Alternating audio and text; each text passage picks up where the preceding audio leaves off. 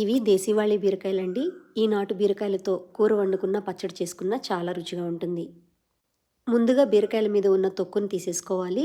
బీరకాయ తొక్కును మాత్రం అస్సలు పారేయకండి. గుప్పుడు బీరకాయ ముక్కలు కలిపి రోటి పచ్చడి చేసుకోవచ్చు. చాలా బాగుంటుంది. ముందుగా కూర వండుకోవడానికి 2 గుప్పెళ్ళ పచ్చిశనగపప్పుని గంటసేపు నానపెట్టుకొని బీరకాయ ముక్కలను కోసుకోవాలి. ఇప్పుడు మూకుట్లో నూనె వేడి చేసి ఉల్లిపాయ, పచ్చిమిర్చి ముక్కలు వేసి కాస్త వేగాక అర స్పూన్ అల్లం వెల్లుల్లి ముద్ద వేసి 2 నిమిషాలు వేయించుకోవాలి. అల్లం వెల్లుల్లి ముద్దలో ఉన్న పచ్చివాసన పోయిన తర్వాత బీరకాయ ముక్కల్ని కూడా వేసి ఒకసారి అంతా బాగా కలిసేలాగా కలుపుకొని మూత పెట్టి 5 నిమిషాలు మగ్గించుకోవాలి.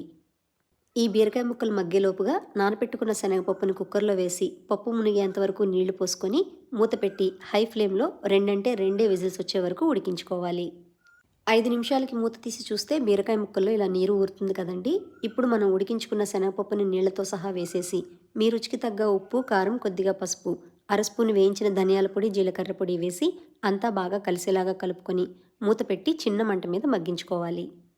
కూర ఉడికేలోపుగా ఈ బీరకాయ తొక్కుతో మనం రోటి పచ్చడి కూడా చేసేసుకోవచ్చండి. ముందుగా ప్యాన్లో నూనె వేడి చేసి బీరకాయ తొక్కులు, గుప్పెడు బీరకాయ ముక్కలు, 2 టమాటో ముక్కలు, మీ కారానికి తగ్గట్టుగా పచ్చిమిర్చి, కొద్దిగా చింతపండు, కొద్దిగా కొత్తిమీర, మీ రుచికి తగ్గ ఉప్పు, కొద్దిగా పసుపు వేసి ఒకసారి అంతా బాగా కలిసేలాగా కలుపుకొని మూత పెట్టి మెత్తగా అయ్యేంత వరకు మగ్గించుకోవాలి. 5 నిమిషాలకి మూత తీసి చూస్తే ఇలా చక్కగా మగ్గిపోతాయండి. ఇప్పుడు స్టవ్ మీద నుంచి దించేసి పూర్తిగా వేడి చల్లారనివ్వాలి. ఇప్పుడు రోట్లో లేదా మిక్సీలో కొద్దిగా వేయించిన మెంతులు, వేయించిన ధనియాలు, జీలకర్ర, 4 వెల్లుల్లి రబ్బలు వేసి మెత్తగా దంచుకోవాలి. ఇలా మెత్తగా దంచుకున్న తర్వాత మగ్గించిన బీరకాయ తొక్కులు, పచ్చిమిరపకాయలు, టమాటో, చింతపండు వేసి అంతా బాగా నలిగేలాగా కచ్చాపచ్చాగా దంచుకోవాలి. బీరకాయ తొక్కుని పచ్చడిలాగా చేసుకొని తింటే చాలా ఆరోగ్యం అండి. ఇలా నలిగిపోయిన పచ్చడిని గిన్నెలోకి తీసుకొని కొద్దిగా నూనె వేడి చేసి ఆవాలు, జీలకర్ర, శనగపప్పు, ఎండుమిర్చి, కరివేపాకు పోపు వేసి పచ్చడిలో కలిపేస్తే సరిపోతుంది. మనం పచ్చడి చేసుకునే లోపు కూర కూడా ఎగిరిపోయిందండి. చివరిగా కొంచెం కొత్తిమీర చల్లి అంతా బాగా కలిసేలాగా కలిపేసుకొని స్టవ్ మీద నుంచి దించేస్తే సరిపోతుంది.